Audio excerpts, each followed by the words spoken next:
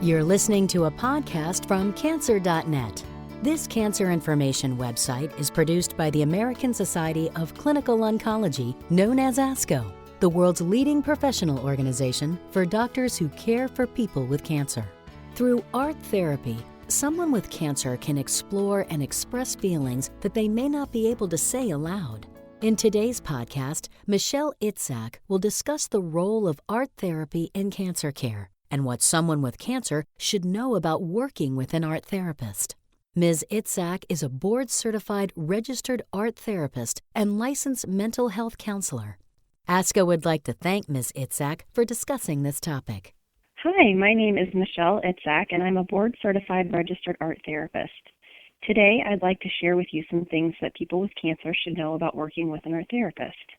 Art therapy is defined by the American Art Therapy Association as a mental health profession in which an art therapist uses art materials, the creative process, and the resulting artwork to help patients with cancer explore and express their feelings, foster self-awareness, gain a sense of control, and reduce anxiety.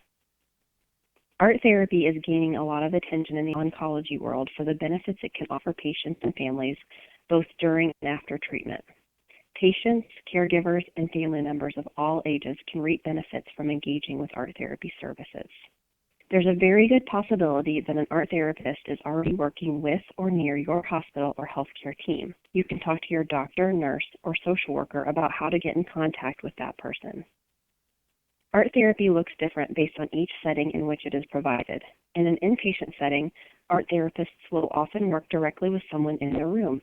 In an infusion center, you might see an art therapist with an art cart who provides services while you receive your chemotherapy. And sometimes art therapy takes place in an open studio format with a group of people. To find out what options are available or what might be best for you, be sure to ask how you can connect with an art therapist. Part of an art therapist's role is to serve as a witness to the creative process and to help facilitate discussion about the resulting artwork. This discussion helps to further the patient's growth and understanding of him or herself. Because of an art therapist's training in understanding art and symbols, the dialogue exchange between a patient and art therapist can result in new interpretations and awareness for the patient. Adult coloring books are becoming more and more popular and are available almost everywhere. While these offer a great opportunity for self-care and relaxation, they are not actual art therapy. There is a significant difference between coloring and engaging in art making with a credentialed art therapist. Art therapists are trained to assess a patient's needs and develop individualized art interventions for each patient. Just as a patient's medical treatment is specific to that person, each person's mental health needs are also distinctive.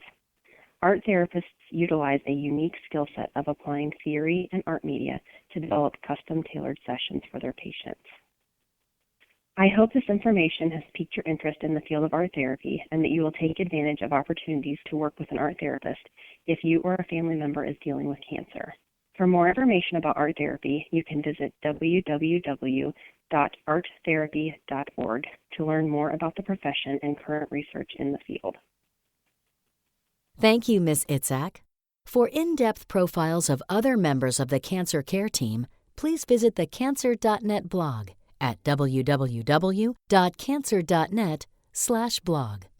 Cancer.net is supported by the Conquer Cancer Foundation, which is working to create a world free from the fear of cancer by funding breakthrough research, sharing knowledge with physicians and patients worldwide, and supporting initiatives to ensure that all people have access to high-quality cancer care. Thank you for listening to this Cancer.net podcast.